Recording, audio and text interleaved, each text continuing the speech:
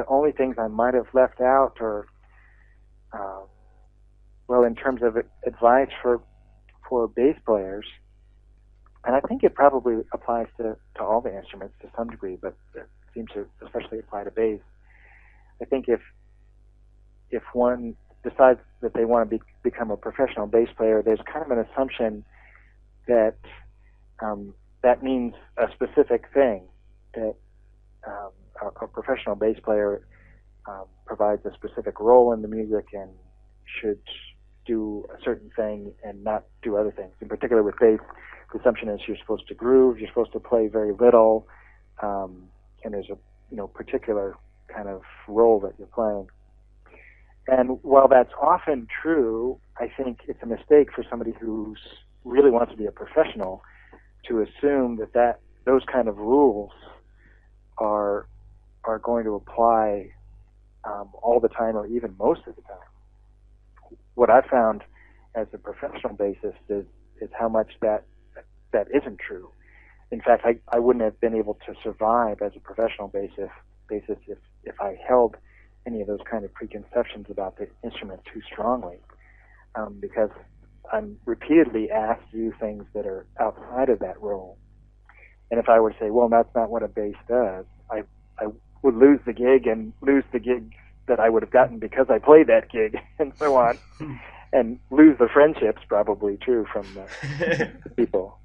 So for me, I would say it's important, I think, for bassists to realize that it's, what we think of as a professional attitude as a musician is often to have very few preconceptions, to be willing to try whatever it is that might be most effective in the moment. And hopefully you can develop a sense of what's appropriate for whatever musical situation you might be in. Obviously, like we were talking about earlier, if you're playing thrash metal, there are going to be some different rules from if you're playing folk music. But being open to those different kinds of things, I think, is really important for anybody who wants to be a professional, because music is a very, very broad art form, and people come at it from all different kinds of angles. And being open to those different things is a very important tool if you want to make your living at music. And I think the only other thing that I might touch on about some of the things we were talking about is that, well, this is a little odd, but I've come to the conclusion, and I'm trying to do more research about this, but I've come to the conclusion that we have a conscious mind and a subconscious mind, and the assumption is that we are our conscious mind, and the conscious mind is more important, and the subconscious mind is this thing we rely on to, regulate our autonomic body functions, and it's the source of our dreams, and kind of occasionally the source of our inspirations, things like that. But I've kind of come to think the opposite, that who we really are is the subconscious mind, and the conscious mind is a very small part of this overall bigger being that we have. A couple things have kind of led me to this belief, and that's what we were talking about earlier in practicing. I've always been amazed at how I'll work on something very hard consciously for a long time, very hard, give it all the effort I can possibly give, and I'll maybe get 5 or 10% better. And then I go away from it, and I do something different, and I sleep, and I, forget all about whatever it was I was working on, and come back, and I'll be 30 or 50 or 70% better. So what really got me the most improvement was when I wasn't thinking about it, when it wasn't a conscious effort. So that implies to me that the real learning is taking place in the subconscious when I'm not aware of something I'm not aware of. And so, at the same time, my subconscious mind is doing all these other things, like, regulating my heartbeat and controlling the circadian rhythm and, all these, making sure that the blood flow is going to the right places in the body, all these things that I couldn't do with my conscious mind if my conscious mind had to do those.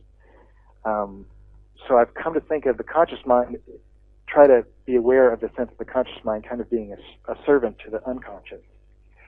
And there is a state at which those two can kind of meet to some degree. We experience this in a lot of ways. Some people find that through meditation, but certainly music is a place where you make that connection. People in all kinds of art forms and sports talk about finding that place where they perform best when they're not thinking about it, when it's just flowing, and yet they're still conscious and aware. And to me, that's the kind of meeting point of the conscious and subconscious. And that's kind of the goal to get to. So it's this whole kind of theory that I'm working on for myself to try to understand these things, how to best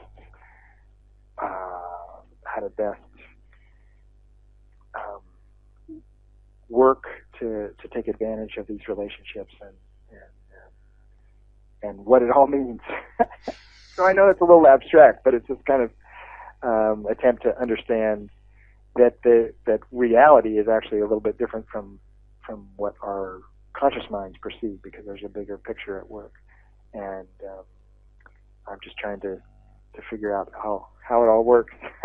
Does that make any sense? It does. It really does. Okay, good. It took us some time to figure out it, but we are following the same conclusions. Yeah? Oh, that's awesome. Great. Some people think I'm completely crazy when I tell them that. It makes sense. It makes sense. Later we can give you a couple of links to books which speak about the subject, even related with music. So that's fine. We can set that up. Okay, but no, it's amazing that what you just have said, because it's not really heard of in the music business, or at least what we have heard. It's always about conscious practice, and it's not about the subconscious, never. And I think it is. So it's great that you're saying it. Well, I think, in my case, it's having made so many mistakes of having to, trying to practice 14 or 16 hours a day and really getting worse rather than better, and realizing that, if I didn't practice to a certain extent, I got better, and trying to understand where that balance point is. So it's really fascinating, and I wish there was more information out there about it. And if you have any access to information like that, I'd love to hear about it.